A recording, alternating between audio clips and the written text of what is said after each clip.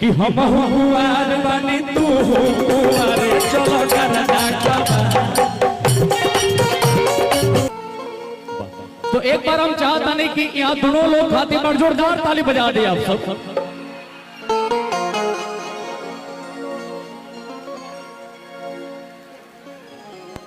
और ओकरा बाद राजा भैया वहाँ के बड़ हनी यहाँ के छोट हनी। अरे यार ये सबसे क्या मतलब है भाई तुम्हारा? यहाँ के छोट हनी नो।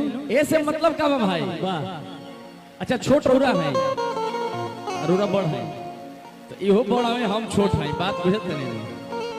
तो थोड़ा सा कॉम्बिनेशन हमने के देखा भैया लोग, अभी तनी शांति बनाओ लोग, तनी कॉम्बिनेशन भिड़ा ले तनी जा। हमने के पहला बार मुलाकात बनू, सब समझ लेवे के बाद देखा अंकुश राजा में राजा भैया बड़ हवे और माही जी और मनीषा जी में माही जी बड़ बानी और मनीषा जी छोट बानी हनु। तो सुनो ना, अच्छा बड़ के चाहे छोट के दोनों तो भाई हमारे दिन भाई, हम छोट में बने। सुनो है ना यहाँ सबके दोनों आदमी के देख के अभी ब्याह तो नहीं के भइल रुआ सबके नो। हाँ तो रोरा सबके देख के वो गीत हमरा ध्यान में आवता। अरे कि हम कुमार बनी तू कुमार आ चलो गरदा कबारे आए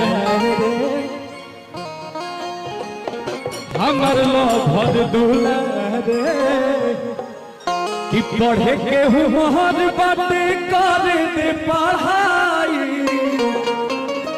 हमारा तोहर जन प्यार के चढ़ाई। हर की हमके बिगड़बे रे, अरे हमके बिगड़बे रे। राजा भैया तू केकरा साथे डांस कोई पसंद कर लो, सुन लो अभी। ऐसे तो वो हमारा मेहरारू भी लगी थी, साली लगती है। हाँ तो हम दोनों लोग के सुना राजा भैया, ऐसे भी की तार मेहरारू लग जाए, हमारे भौजी लग जाए, हमारा क्या दिक्कत है भाई? जब आपको प्रॉब्लम नहीं है तो इट्स ओके, मुझे भी कोई प्रॉब्लम नहीं है। ये क्या लगेंगे ये बताओ? कौन ये? अरे यहाँ के जो भौजी लाग जी बाबा, तो भौजी के छोट बहन क्या लगे, ये तो खुद समझे की बात बुझे। तो अभी फिलहाल छोट छोटा बड़ बड़ कंपटीशन हो जाए, बिल्कुल फिर ओकरा मिक्स अप हो जाए, बिल्कुल। हां आए कि पढ़े के हुमार बाटे करे दे पढ़ाई हमारा पकोर जन प्यार के चढ़ाई। अरे हमके बिगड़बे ते रे। अच्छा तनी मनी डांस हो जाए हो।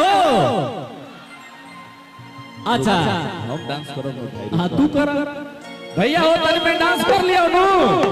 बैठल हो आराम से प्लीज भैया, आप लोग बैठ जाइए, आराम से कार्यक्रम का आनंद लीजिए।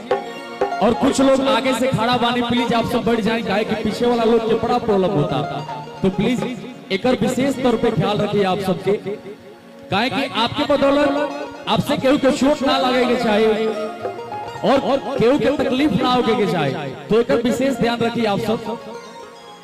आए कि हमके बिगड़बे ते रे, कि हम हुआर बनी तू हुआरे चलो करना कबा।